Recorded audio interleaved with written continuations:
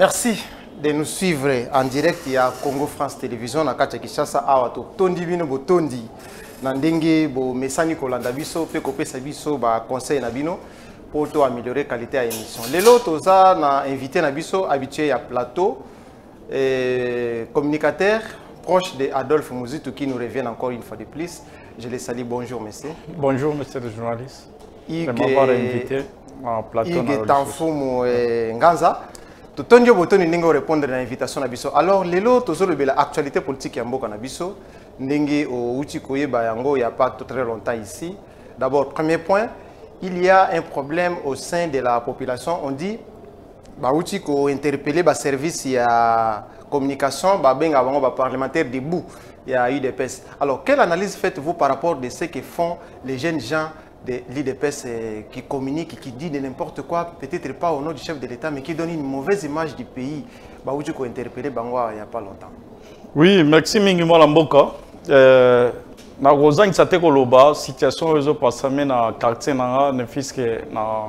Qu'est-ce qui se passe? Une minute. Et là, batumoko oyo bazo tambola, ba récupérer le terrain à Fikin, na quartier où on a vendre terrain motel Fikin. Bala construire. Balobi que non, eza ONG, il y a Denise Nyakero, basombi terrain wana bon. Nazoye baté légalement. Bon, Fikin en qualité à foire, il y a Fikin n'enge fonctionnement Fikin eza entreprise publique il y a l'État. Dans la qualité té ya koteka qui que soit la mutumo bo baté que les portions à mabélé. Baza habilité té ya koteka banani wana. Non, Fikin a droit té ya koteka oui. Okay. Tout à fait. Mais tout le monde qui il y a eu des panneaux oyo, batu ba beti ngo po batu nga construction ya école moko na terrain ya football oyo ya motel Fikin. Alors ce que la population va lobby en tant que nga mulobi na bango tout le temps la lekana ba émission na kozanga ça te que non ko adresser totalement makamunyo so to pimaki état de droit za respect ya ba texte. Ezala mutu moko te oyo azana certificat jusqu'à preuve du contraire eza Fikin mutu azana certificat oyo ya mabele oyo ya foire ya ba limite nyonso ya foire. Mais mutu moko te ya ko bima ke non abima aya ko tekela fondation mabele soki eza ndenge wana to linga ke non ezala na normalité mais soki eza ndenge wana te ke non bako sa rétropétrage pour na kozongisa ke non Fikin azonga na ba droit na ye. Yango wana message nga nazalaki nango. Merci beaucoup, message déjà passé. Alors oui, bon pour la actualité oui, actualité politique. Oui, pour na ndenge utoloba le problème oyo ya ba communicateur soki ya IDPS ya banane bon IDPS et mesana pe na ba je belé auto vivaka la katamboko mais soki keno kozala ndenge wala eza keno wa makambu na bango biso to kota te na ba de guerre na bango wana ya ba guerre d'esprit pona makambo IDPS ezaki parti moko ke ba lobi kota te mais la façon donc parce que ça concerne les pays il y a pas longtemps parmi ba résolution prise nous allons en parler na ba force régionale ba lobi population congolaise, il faut éviter des messages il y a haine, notamment à vous qui passez dans l'étandoïque. Bon, mais quand même peut communiquer un message où ils sont contre la xénophobie. Notamment déjà actuellement, ils ont interpellé ceux qui dans le sens incité contre la population rwandaise qui n'ont rien à voir avec la politique de Kagame. Bien sûr, problème wana tolobi la qui en même dernièrement tout le temps tant on biso validé d'opinion tant on les canava plateau tolobi en bien. Problème la biso est un problème à infiltration. Mais ça xénophobie biso tozana problème té na peuple rwandais. Mais problème la biso fixation la biso justement que non na fonctionnement ya Kagame. Na ba réaction na ndenge ba bomo ba ndeko na biso. Mais tolobi lelo ndenge za boko dénoncer ceux qui que non biso to la justice té na place ya la police. Ceux qui to moni que non.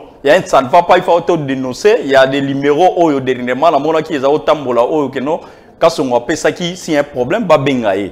Ba ko informer bango boyambe. Biso to na droit ya la justice que non so to kangi rwandais ou bien to moni na faut pas que non to tumbaye non. Message rwandais to za contre nango. Mais ce qui que non si un problème to ko informer la police c'est ça la musala nango.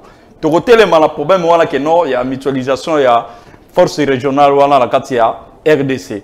Problème la biso lelo eza problème moko eza Sony pour que non lelo sous monsieur Félix Tshisekedi tout le monde a babiloko wana esalama na reni na ye et vous la Sony makasi. Union fait la force.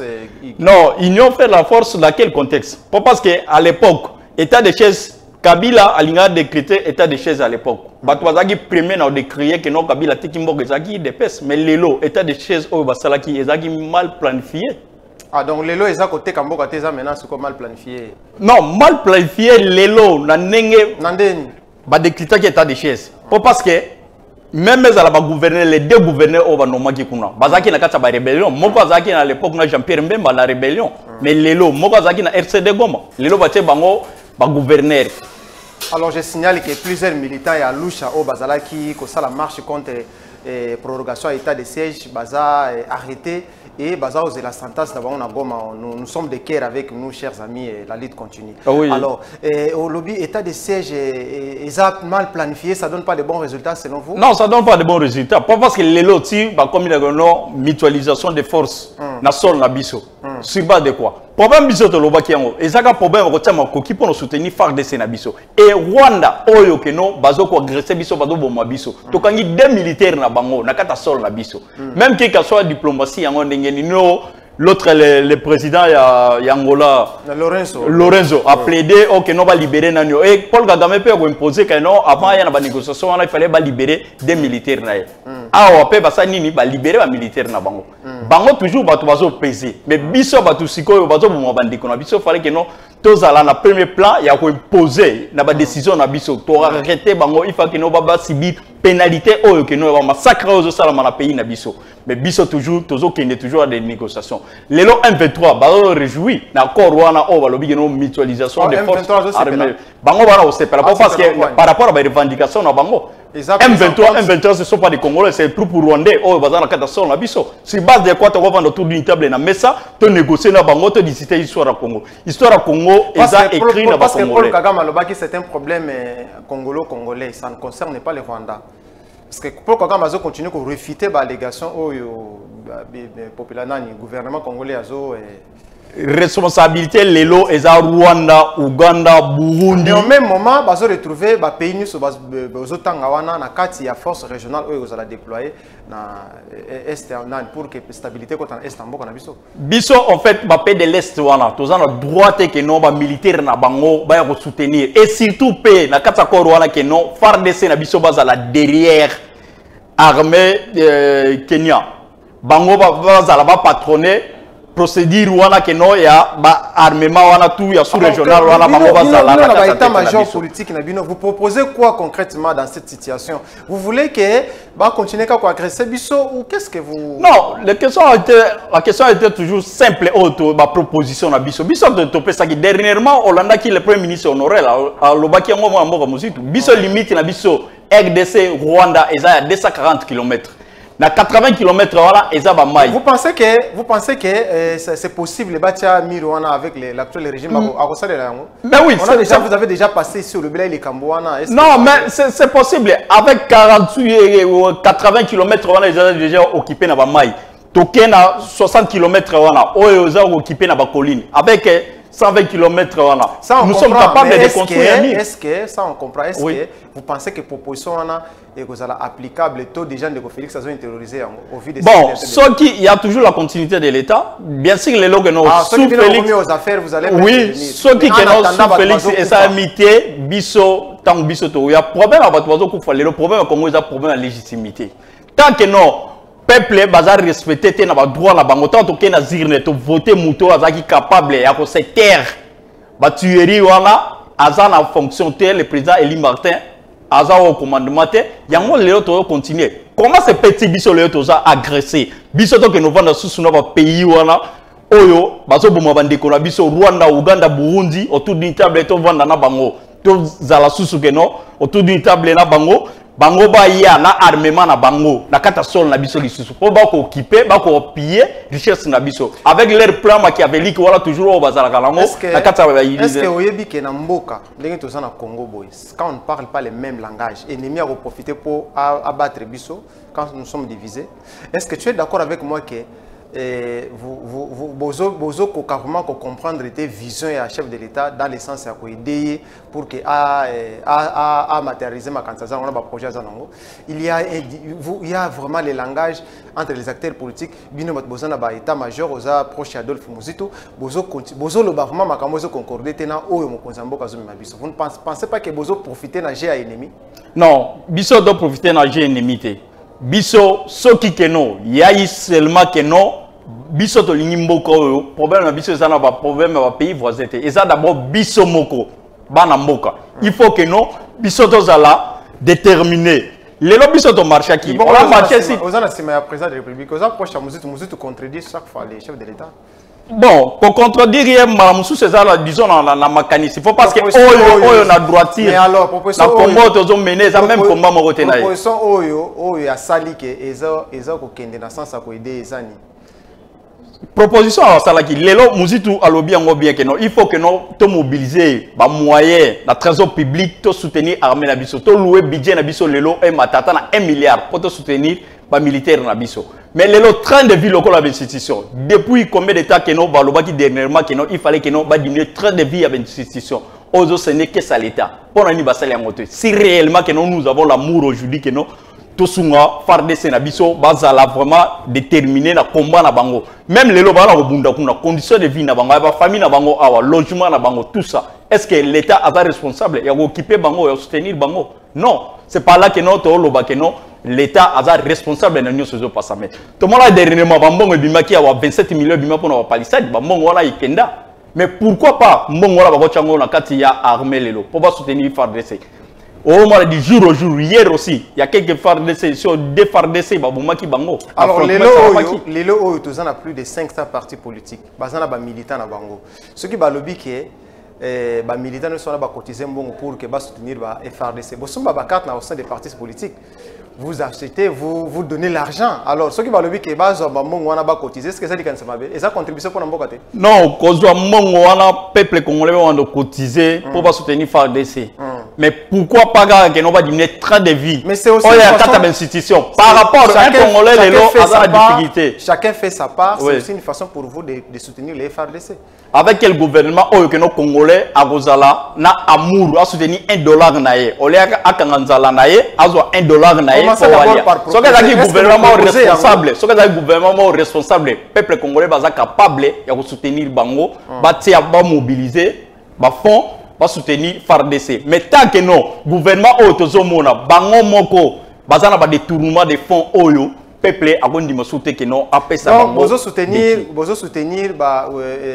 FARDC, c'était parce que le gouvernement est irresponsable. Oui, bien sûr. Par rapport que nos responsabilités, elles ont la carte gouvernement. Soutien à Bino, ce que vous soutenez à niveau de marche. Parce que quand vous faites les marches, vous soutenez aussi les FARDC. De surcroît, vous soutenez aussi le gouvernement. Les lots, peuple.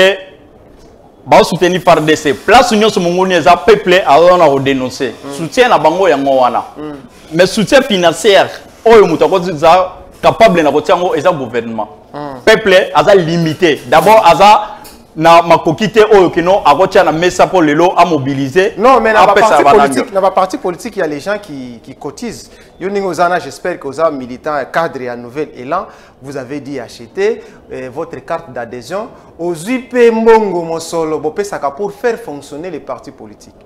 Mbongo wana ndé faire fonctionner. Pourquoi dans cette même logique aussi, Mbongo bo cotiser pour que et puis continuer ba FARDC bo ke bo pesi ba si na bango na ba quand tout ça bana na bango so mtozo bunda ebi ke peuple congolais mais la tika kailamba. Olobi oleki na itando ike. Ngana zo soutenir FARDC. Ngana zo soutenir FARDC. Est-ce que c'est ça le soutien? Oui, wana eza mobilisation makasi tozo na osala. Non mais ça ne suffit pas. Non, ça suffit quand même. Responsabilité revient toujours au gouvernement. Dernièrement, il y a concert, il y a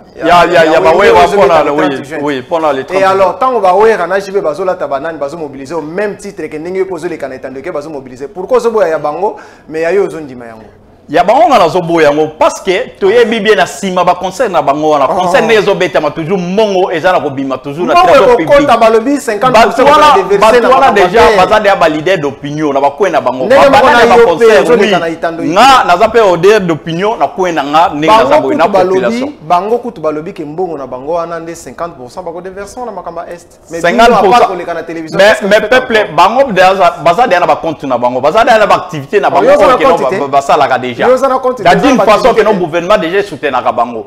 Na ba ressources na bango o basalaka. Mais ça ne dépendra même pas que nous na concert le 30 juin que nous ba beta concert pour que nous lelo batuba kende ba bimisa ba 5000 la bango ba soutenir bango et surtout payer ça peine les 30 juin. Ba lobi ke mbongo wana e kozala déverser na bakamba. E kozala déverser traçabilité lango. Traçabilité là où ça pose problème. Attaque non kozala ndenge wala l'idée wana e kozala ndenge mais en réalité traçabilité lango exact. Donc pour la bino ba membre parti politique vous contentez seulement ya kosala ba déclaration devant les plateaux de télévision et puis ici wana sur le plan pratique vous ne contribuez pas parce que mutu faut asala quelque chose pour que mboke kende liboso kimia ekota même les kanissi wana bozolo ba wana ya kotonga nani boko sala pe cotisation boche namona ki ndeko Fayulu dernièrement la bibo cotiser pour na boya il peut aussi faire un appel dans ce sens là. Oui, na lobby bien appel peuple bako soutenir. Mais par exemple gouvernement mon corps responsable, gouvernement mo ba moni que non lelo se te cotiser autant. Et ko kende na normalité. Mais sans cela que non ba détournement tant aux gens sala malakata gouvernement peuple ni na ko ndima que non azo $1 na ye akanginza la ye aye ko soutenir. Il fallait ça là que nos schémas là tout le monde va détourner même la carte ville là dernièrement la Gentini au moni avant sortie officielle il y a nani na ya parti na il y a ba 5 millions moko boye eza dilapidé oh eza la koloba la carte ville Kinshasa si comme mbongo la nyonso wana ezo panza maboye mutu na mutu oh azui mbongo aram lelo oh il m'a pris de 4 millions et kendaka boye na nanyo. Pourquoi pas Bambongo là que nous va continuer dans le front pour soutenir FARDC? Alors, tous on a la Makambuya force régionale que vous allez déployer dans Est Mboka. Est-ce faiblesse ni sous bozomo na que ceux qui Rwanda zali, Ouganda zali, Burundi zali que Makambuya ko simba nangote? Non, et ko simba te parce que preuve du contraire to moniango Ouganda bazana sol na biso, o moni complot ya mwana Museveni, auto lo ba dernièrement, mboso dernièrement le parlement auto lela. Auto lela que non mwana oui, auto lo bango na micro, alobi que non comment se peut-il plan oyo ya mwana ya Museveni yazaki nango armée na bango ba komi ko soutenir armée rwandais na kati ya mutualisation oui rwandaise na kati mutualisation na bango na ba France siko Congo tangu que no RDC ba kotisaki ba Ougandais na sol na biso ba ya go bunda sur base de quoi texte nini oyo ba yebaki nombre ba militaire oyo ba yo kitana sol na biso to yebi yango teti lelo mboso est-ce que alobaki on le parlement o parce que le fameux parlement là tant mboso lobaki no bino ba député bo bima na kata ba groupes armés pourquoi pas porter bango plainte directement que no ba citer ba kombo na ba kanga bango eza responsabilité na biso faiblesse ya force régionale les anini pour la stabilité faiblesse nango toujours ezali parce que ce sont les pays qui nous agressent biso togo tikate ta que no tozala na bango na force wana oza optimiste bango pour intégrité tel territoire na biso non ekosimba te peuple donc la muka ndenge za boy dans les jours qui suivent biso tokoza na balabala tozo na ko dénoncer pour nango toko ndimango jamais va soutenir FARDC na biso batika la bango to boy problème que non lelo est comme vraiment occupation totale na ba force wana ya mutualisation oyo eza ko bunda na est pona alors na mikoleko ya nde ba kotia force en place pour que ba meka observer j'espère qu'il faut total yango non ele que kopesa d'abord ba kopesa d'abord chance et puis qu'on puisse voir non problème à voter les athées biso de peuple déjà ba boyi to ebibe ke no bande ko président andimi président bande ko la biso est dernièrement pesa ki na accord mo salama ki ke no la police rwandaise ba ya na sol na biso ba ya ko sécuriser na côté Goma population de ya ba boya ki yango c'est ezalo ko même lelo mutaza mo connaître population président de la république nenga zawana azamo na musala ya population so une population ba boyi bon ça dans les cas d'espèce qui va déployer finalement ba force en gros non il y aura toujours des marches il y a simba pour dénoncer il fallait que no bango kitate na sol na biso pour intégrité na biso toyebi ba plan na bango ya ba pays voisins wa limitrophe oyo les 9 pays voisins biso toza na tenter ya accepter yango aujourd'hui biso FARDC na biso baza capable problème la biso ezani ba très haut baza na kati armée na biso ben filtré na ba service à renseignement na biso na toutes les institutions na biso o baza na kati il est temps que no to ko assainir ngo to sa réforme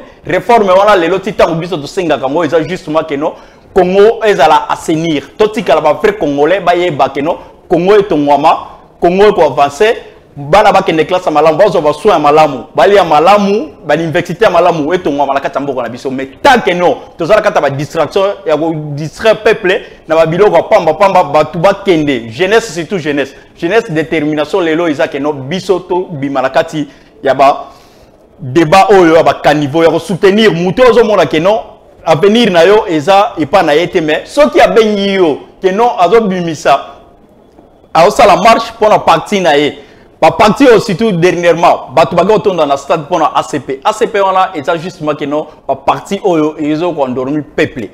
Mongo on a bato ça là on a ils ont mongo na biso peuple. Biso nenge to ça boy. Akoya ko répondre yo oui dit. Biso oui na olinga que notre ça débat pe na yo soko o invité to zala là na plateau de visiter na pardon bazo c'est là yo. Oui. Totali babilo ko na nyoso peuple bozo la na 5000 francs. Mais boye bibe que no ba dégâts. Mongo wana oyo et bungi na kati ya trésor public ya gouvernement provincial 5 millions wana eke wapi lelo. Gouvernement, il fallait azala gouvernement moro responsable. Peuple, il fallait azala peuple moro responsable. Il fallait qu'on soit toujours exigeant. Qu'on soit que non, peuple moro mouton, oyo mouton sur le bengayo, oyo bien que non, il fallait te respecter ma valeur là. C'est qui est important. Tant on va benga kawana, nous sommes benga kate. Non. La nouvelle là, vous n'appelez pas le peuple. Biso population. Peuple wana siko aza bao ba ya kakuna bazaka intelligent. Non, oui, peuple moro responsable. Ba non, bayebi ba Valère ya mola mboka muzitu. Bayebi ba Valère ya mola le président Eli Martin Fayulu, bayebi yango. Parce que tant biso, comment la biso za combat moko noble. Exact lelo que no Congo ezala toujours na carte derrière occidentaux. Il y a pas longtemps ici, oyebi que ba opposant baza compliqué. Il y a pas longtemps aussi Tshisekedi tenait les mêmes discours, mais il est aujourd'hui aux affaires. Bino kaka ba bozo critiquer susu oh azo sala susu malamu te. Aza ko critiquer ndeko Kabila non? C'est tout ma camarade. Mais les lois, qu'est-ce qui vous rassure que ceux qui ont failli le commis aux affaires, ton de comme tout, il y a des gens qui vraiment qui et puis bientôt on a 4 fois par jour. Par rapport à la détermination, au moins les lois n'engagent pas. Congo les lois ils ont souffrir leadership. Problème il y a pas de décision. Nous devons être sérieux. Problème oh que nos Congo est à biso. Mutu musu soutien avoir développer Congo na biso. Ceux qui toquent les lois na makanisi lokola. Bana na biso basi ça na IBTP. Na IBTP wana lelo. Pourquoi toujours biso toujours to que ne pas occidentaux pour que non avant de ça misala na biso. Nous sommes capables ya kozwa bango to tcheli bango ba moyen de fonds. Ba ko sala misala oyo ya banzela ba sala misala même ba 30 ans wana. Ba tongi ba chemin de fer nyonso wana. Mais tant que non lokola Paul Andjil. On comprend la proposition mais oyebi que ndenge tozolo bela makambu ya situation politique particulièrement sécurité en mboka na biso. Il y avait une proposition au Salema Kibalobi, président Sarkozy à l'époque.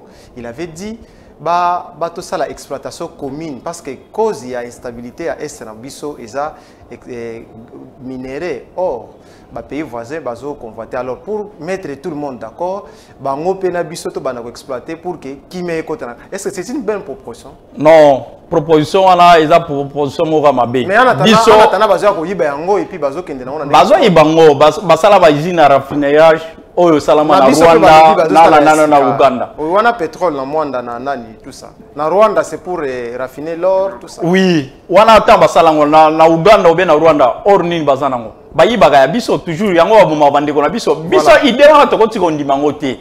Dernièrement moi la mboka le président Eli Martin alobaki yango na kata koloko wana. Alobaki yango très bien. Alobi que non lelo s'il faut négocier. Si vous voulez vraiment que non tozala à bonne et difforme na bino, il faut venir toujours dans la grande porte.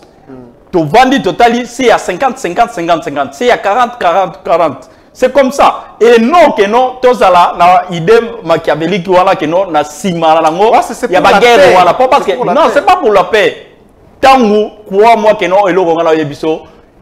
Problème ba ngo za nini matière première. Tangu ba force d'armée wala ba goya. Nani muto contrôler moninga. Na sol na biso mutu moko azate baba FRDC babi mutako kozala sous ordre ya Kenya je pense. Oui, Kenya kozala en tête ya nani en tête ya force FRDC na sima ya Kenya pour contrôler na nord. Ça ne peut pas se passer. Au moins c'est que non on a déjà occupation totale oyo que non ya biso to on a dénoncé o to linga te que non ça na makata moko na biso. Comment se peut-il intégrité eza ya ba congolais FRDC fallait azala en tête. Il y a soutenir et contrôler Bangonios. Mais FARDC derrière Kenya. C'est là où que non, Tolobi, non, ça ne peut pas se passer chez nous ici au Congo. biso peuple toza toujours déterminé, toza debout. Tokotika ndimango te que non mutualisation de forces wana et ça le makata mboko na biso. Donc FARDC toujours va continuer toujours au bunda, tozo soutenir bango toujours. Ah, on va soutenir bango cette fois-ci, mais quand on dit proposer de donner l'argent, alors intégrité en mboko na biso tozo rubela awa pour que bayi bango pa bango nete ezala qui peut combat ya Patrice Emery Lumumba. On s'approche actuellement na fête il y a le 30 juin. Commémoration à fête d'indépendance, mais qui coïncide également dans le retour à restant encore. Mais la question que je devrais vous poser, c'est les fonds déboursés pour la réhabilitation, il y a Nini Naye, il y a Monument Naye na échangeur, et également Bambongo, tout ça. Est-ce que vous pensez que c'est vraiment mérité pour un ancien premier ministre de notre pays? Oui, merci Mingi. Problème tout ça bon la grandeur Emery Patrice Lumumba ba ko no rete na ndingwana parce que eza justement que non aza respecté dernièrement roi belge auta ko lekawa il fallait que non Belgique a une réparation na RDC mais tout comme on a noté ba minimiser même ni pardon ba singité mais lelo qu'est-ce qui prouve que non les lots dans on a besoin de remettre les dans Emery Patrice Lumumba. Balobi Aden basala qui était aussi longtemps que mais pourquoi pas basenga qui a ngoté il fallait basenga même après 50 ans les lots ils ont facile les lots bako sala Aden pour réellement to les bakeno ils ont dans naïe bon ce que c'est hier ça va changer quoi? Mais non les problèmes d'abord acte c'est déjà un premier pas qu'ils ont fait. Ils ont premier pas même famille naïe bana naïe wana oyo bakeko ndima. Il y a mon corps sous les cadets là, il a refusé. Procédure ou on a pas accepté en côté. Il y a une humiliation grave. Na niveau que non, il y a grandeur, il y a Lumumba, il y a grandeur moi que non. D'abord Belgique, d'abord, la réparation entre Belgique et RDC. Parce qu'il y a eu beaucoup de habits. Oh et pas ça, la Katambo la biso. Mais les lotas que nos bananes étant bandimi que nous négocier na bango, bazu ango la ningewana yango eza lokola que non. To cracher na mémoire de Emery Patrice Lumumba. Parce que Lumumba a d'abord Thomas Sankara na niveau Afrique. Tel un pays africain. Les gens liés à l'événement moko munene. Les pays africains ba yé tous ces pays na bango ensemble ba kundié na honneur. Mais les gens korwana yaki. Ba memi dawana et que Lubumbashi.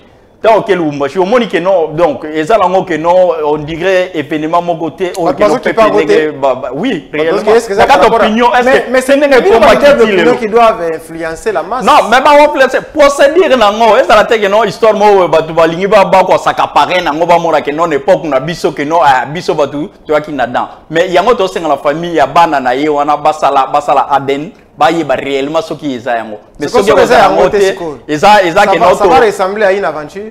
Mais bien sûr, on en a plus besoin au salaire Aden l'essentiel les actes que non ba reconnaître acte wana et puis cérémonie. Non, mais ba reconnaître c'est là où que non les bas blesse. Par rapport à bana na ye na ndenge que non ba négocier kozwa et il y a la procédure voilà c'est là où que non et quoi faiblir grandeur ya Lumumba, oran ya Lumumba. Na combat o ya sala pour le Congo. Est-ce qu'aujourd'hui on peut espérer à une justice réparatrice na liwa ya Lumumba pour na biso pas ba Belge? Justice réparatrice c'est ça.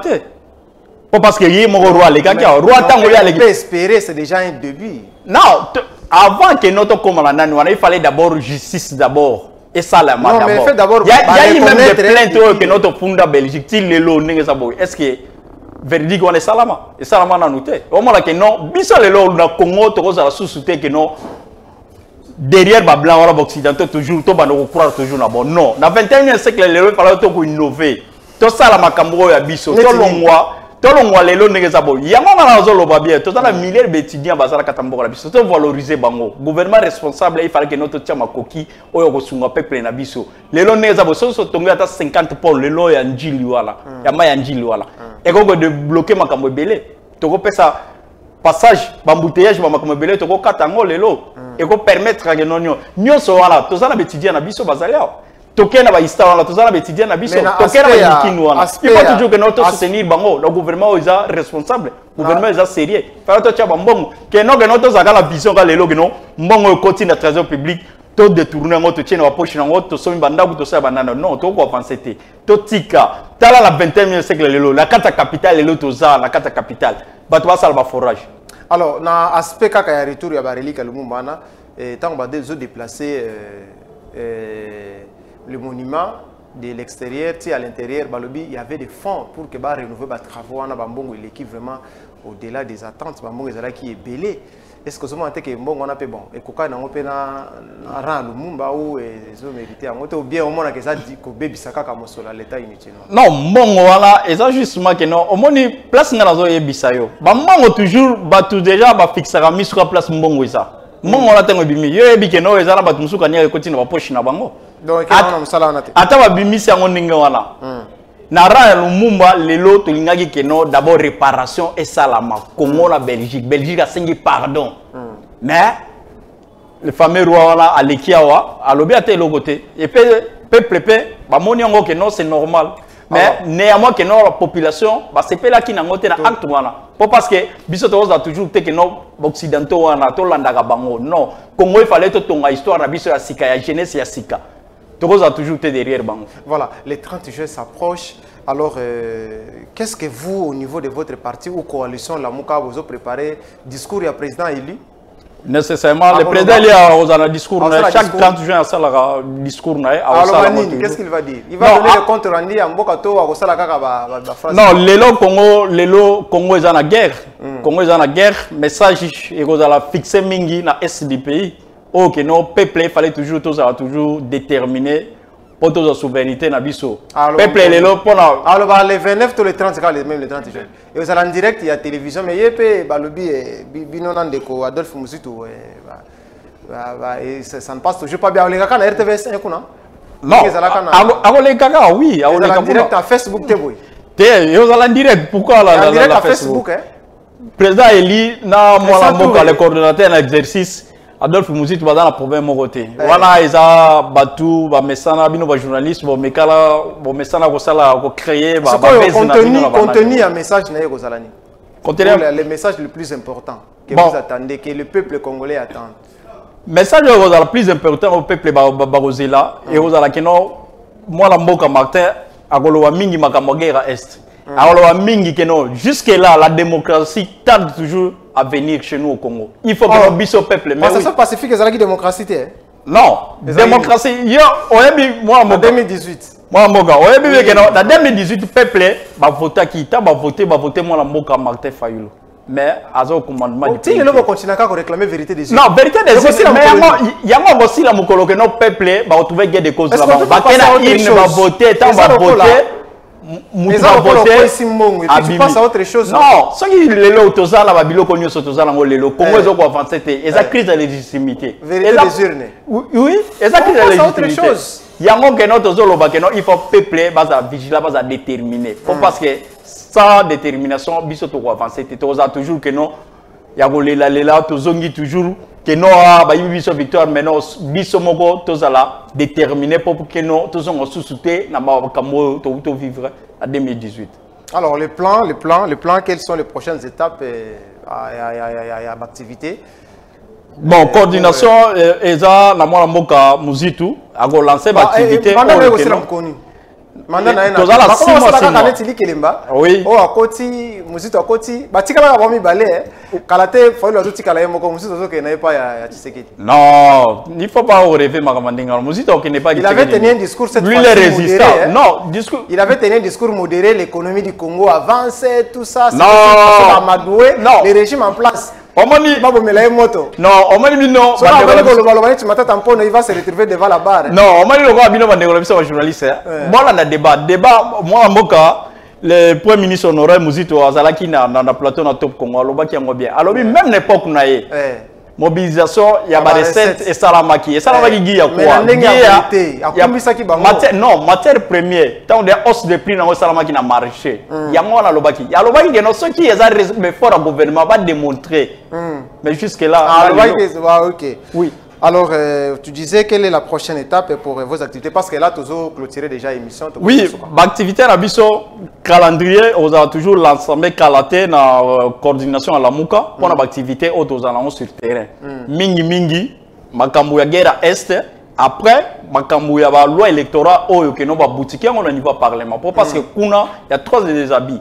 Les autres monique non même ba nomination ba juge ndenge salama qui na cour constitutionnelle et ça propreté.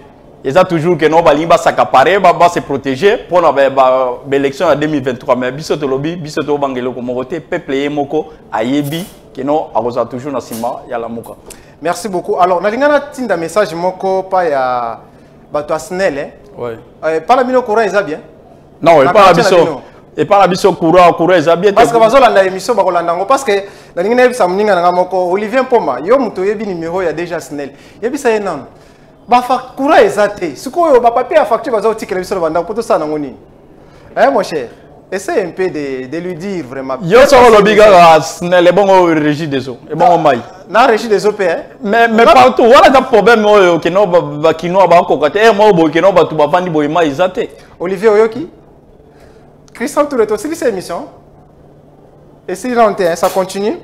Alors, merci beaucoup. Moi, Namboka Nandenge Uchi Kolekana Itando na biso mike. To komi na suka ya émission. Pesa lilo basuka pour que Banamboka basepela. Babeta maboko. Merci. Na remercie mingi na pengle toujours dans la situation ya terrain motel Fikin. Na roloba que non vraiment egosenga que non bana motel Fikin ba se retrouver na ba droit na bango. Parce que terrain wana tango que non Mobutu atonga ki motel Fikin. Ezaki justement que non espace toujours on est tout temps dans ba collège na ba wapi batika toujours terrain à football. Sauf que non ekozala que non fondation bazala posa ya kotonga l'école il y a des espaces oyo et belé ezanango. Bago kende na place mususu mais bago tika bala motel Fikin batika la terrain na bango pona kosala bager na bango. Et pe que non na sengisu que non bandeko na bita est.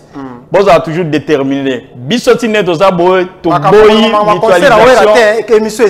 Mutualisation il y a ba forces armées oyo na est. OK. Il faut tout soutenir par dessin na biso. Pas question que non ba troupes armées mususu ba pays mususu bayana sol na biso to boy yango. Ndenge bolandi biso ezalaki na makanisi pe maele ya bana mboka ba o baza sima ya caméra. Pichu Maimbi les grands caméramans to pesio merci. Denis Chibangu Yope na Tondio Botondi, Onésime Bilari, merci caméraman. Arnold Malumba, merci beaucoup. Sous la coordination de M. José Baoto, to pesio Botondi Mingi. Nandingi ozo continue ko pesa biso confiance. Merci. À la prochaine.